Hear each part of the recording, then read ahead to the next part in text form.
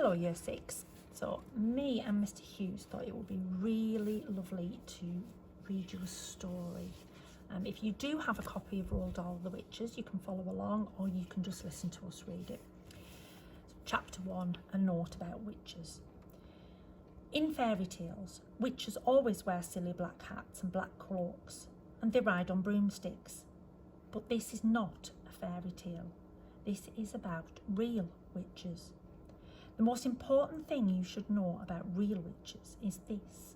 Listen very carefully, never forget what is coming next. Real witches dress in ordinary clothes and look very much like ordinary women. They live in ordinary houses and they work in ordinary jobs. That is why they are so hard to catch. A real witch hates children with a red-hot, sizzling hatred that is more sizzling and red-hot than any hatred you could possibly imagine. A real witch spends all her time plotting to get rid of the children in her particular territory. Her passion is to do away with them one by one. It is all she thinks about the whole day long, even if she is working as a cashier in the supermarket or typing letters for a businessman or driving round in a fancy car, and she could be doing any of these things. Her mind will always be plotting and scheming and churning and burning and whizzing and fizzing with murderous bloodthirsty thoughts. Which child, she says to herself all day long, exactly which child shall I choose for my next squelching? A real witch gets the same pleasure from the squelching of a child as you get from eating a plateful of strawberries and thick cream. She reckons on doing away with one child a week. Anything less than that, and she becomes grumpy. One child a week is 52 a year. Squish them and squiggle them and make them disappear. That is the motto of all witches. Very carefully, a victim is chosen. Then the witch stalks the wretched child like a hunter stalking a little bird in the forest. She treads softly, she moves quietly, she gets closer and closer.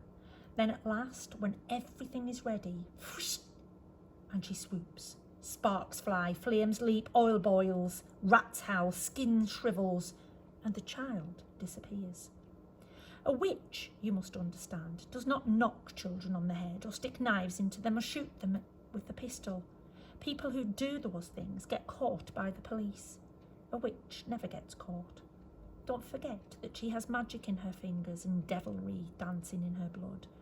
She can make stones jump about like frogs, and she can make tongues of flame go flickering across the surface of the water. These magic powers are frightening. Luckily, there are not a great number of real witches in the world today, but there are still quite enough to make you nervous. In England, there are probably about 100 of them altogether. Some countries have more, others have not quite so many. No country in the world is completely free of witches. A witch is always a woman. I do not wish to speak badly about women. Most women are lovely, but the fact remains that all witches are women. There is no such thing as a male witch.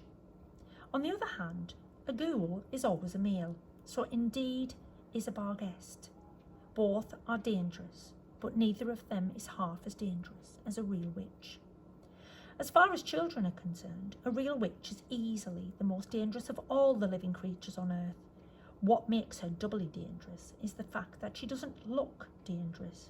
Even when you know all the secrets, you will hear about those in a minute, you can never still be quite sure whether it is a witch you are gazing at or just a kind lady. If a tiger were able to make himself look like a large dog with a waggy tail, you would probably go up and pat him on the head, and then that would be the end of you. It is the same with witches. They all look like nice ladies. Kindly examine the picture below. Which lady is the witch? That is a difficult question, but it is the one that every child must try and answer. For all you know, a witch might be living next door to you right now, or she might be the woman with the bright eyes who sat opposite you on the bus this morning. She might be the lady with the dazzling smile who offered you a sweet from a white paper bag in the street before lunch. She might even, and this will make you jump, She might even be your lovely school teacher who is reading these words to you at this very moment. Look carefully at that teacher. Perhaps she is smiling at the absurdity of such a suggestion. Don't let that put you off. It could be part of her cleverness. I am not, of course, telling you for 1 second that your teacher actually is a witch. All I'm saying is that she might be one. It is most unlikely, but, and here comes the big but, it is not impossible. Or if only there were a way of telling for sure whether a woman was a witch or not, then we could round them all up and put them in the meat grinder. Unhappily, there is no such way. But there are a number of little signals you can look out for, little quirky habits that all witches have in common. And if you know about these, if you remember them always, then you might just possibly manage to escape from being squelched before you are much older.